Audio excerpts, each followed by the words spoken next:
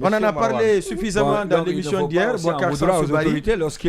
débat, on le remet aujourd'hui puisqu'on pensait que le bout du tunnel n'était plus loin, mais au visa de la réplique du ministre Charles Reit, on a l'impression que la situation est en train d'empirer davantage entre le département, représenté par lui, le garde des Sceaux, et l'association des magistrats de Guinée, Lamine Moïma Sissi. Oui, c'est vrai, on en parlait hier. Charles Reit, comme vous l'avez si bien et très bien libellé d'ailleurs. Bouakar Sansoubari, merci à lui. Qui a répliqué comme on lui reconnaît. Cela, donc, et ça, je m'attendais à une réplique de Charles Reit parce que c'est quelqu'un qui ne résigne pas. Voilà, donc, et on a lu sa réplique hier nuit. Et ça. Nous appelons plutôt que c'est un celui de communication. J'ai cherché à comprendre ce qui a pu amener Charles Reit à réagir de cette façon. Et je me suis informé également, et parce que non seulement l'analyse doit être adossée sur certaines réalités, des faits. Alors, la première chose, c'est que Charles Reit, on avait tous dit ici, c'est connu de tout le monde, que les conclusions étaient une déculottée pour Charles Reit. Et c'est son leadership qui était mis en cause, il y a Sancho qui le rappelait hier. Et si on en venait à appliquer ces conclusions. Alors, ce qui a plaidé en faveur de Charles Reit, c'est le fait que les conclusions ont été ébruitées.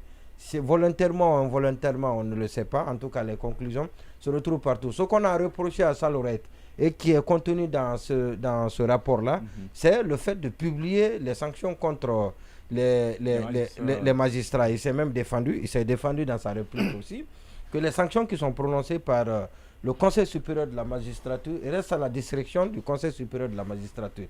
Mais les sanctions qui sont prises par le département sont des sanctions administratives et qui peuvent être attaquées par la Cour suprême. Oui. Donc, et qu'il a le droit à cet effet de publier les sanctions qui sont prises à son niveau, au niveau de son département. D'abord, mais revenons sur le fait de publier ce rapport. Et parce qu'en réalité, personne ne veut que son ministre soit confondu de cette façon.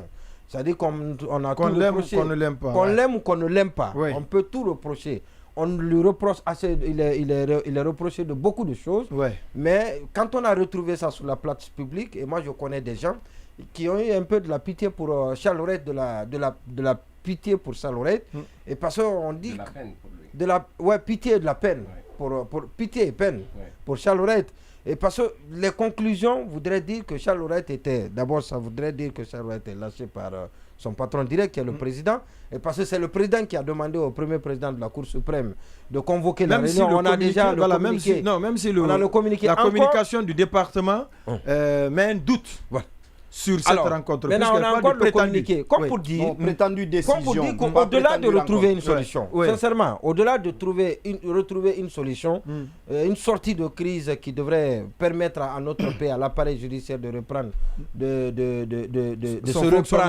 reprendre son fonctionnement d'antan. Oui. Mais il y a en quelque sorte une guerre d'anéantissement qui se dessine.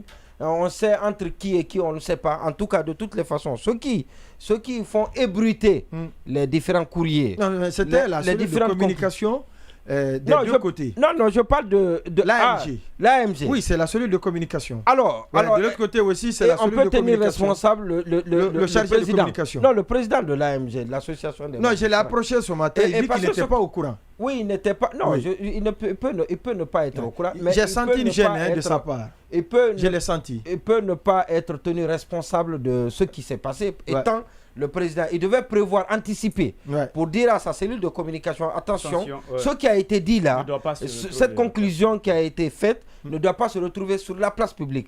On aurait pu passer par des procédés qu'on connaît et qui sont des pratiques connues dans notre pays, pas que dans notre pays. Appeler les journalistes pour leur donner quelques lignes, quelques indications, des trucs qui ont été, des conclusions qui ont été même des discussions. Voilà, des différentes propositions. Alors, parce que le modérateur qui se trouve être l'ancien président de l'AMG, Eric Thiam, il dit que c'était des discussions, des avancées avaient été enregistrées. Après, le débat a été suspendu pour être repris aujourd'hui.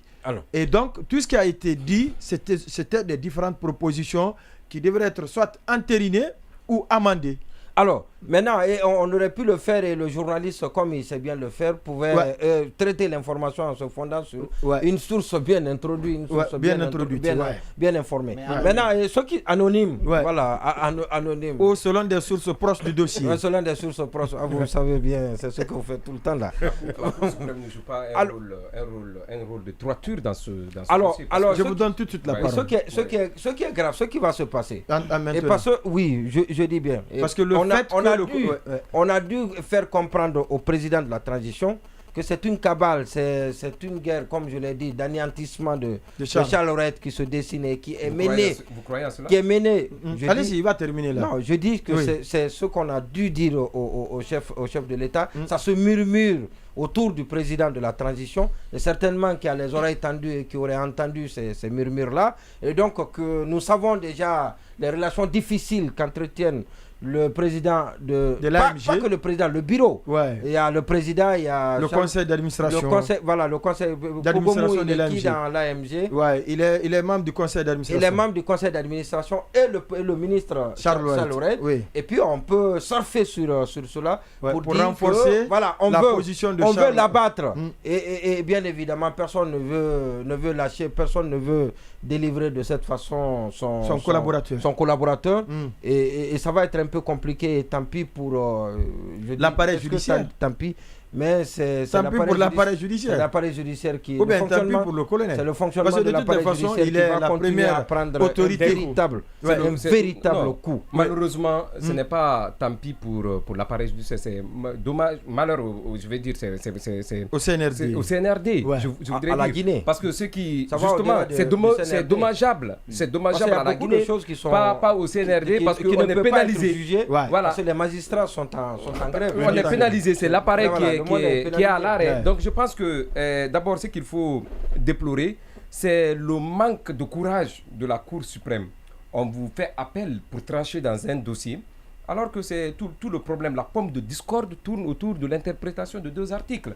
Je pense que s'ils n'arrivent pas à s'entendre, on va prendre des professeurs de français, même si ce n'est pas de leur domaine, pour qu'ils fassent au moins l'exercice ou la pédagogie de nous dire la teneur des 2 articles de la loi du code de procédure pénale. Parce que tout le problème, c'est une question d'interprétation. Tout ce va-et-vient ne valait même pas la peine. Ce qui était à faire, c'était de réunir les partis, comme l'a exprimé le président de la République et le président de la transition, je vais dire, que Dieu me pardonne, le président de la junte, le président de la transition, c'était de réunir les protagonistes autour d'une table et de trancher. Pour ça, on n'a pas besoin de salam alek, on n'a pas besoin de faire de sacrifices, on n'a pas besoin de partir et revenir. Je pense que c'est un exercice qui pouvait se faire à la minute pendant 1 heure ou 2 heures du temps, mais aller jusqu'à faire repousser les différentes parties dos à dos pour dire non, revenez, on va trouver un terrain d'entente. Ce n'est pas un terrain d'entente, ce n'est pas un compromis qu'il faut arracher. Il faut juste donner, faire l'explication détaillée de la loi. Je pense que pour ceux qui pensent que c'est une cabale qui est montée contre Charles Rouet, se trompent. Les agissements du ministre, aujourd'hui, les impairs qu'il n'arrête de commettre depuis qu'il est à la tête de ce département, on n'a pas besoin de sortir de l'école de Toulouse ou de Bordeaux dans les grandes écoles de droit pour quand même comprendre que Charles Rouet n'est pas à la hauteur de la fonction. C'est une évidence aujourd'hui. Ce n'est pas moi seul qui le dis. Tous ceux qui vivent au quotidien les différents actes pris par le ministre trouvent quand même une certaine gêne, une certaine incompréhension. Le ministre, il ne faut pas se gêner de le dire. Et je peux même me permettre de le dire que Charles, il n'est pas cette quand même grande attente. Il est au-dessous de l'espérance qu'il a vendue, de ce qu'il a montré aux Guinéens.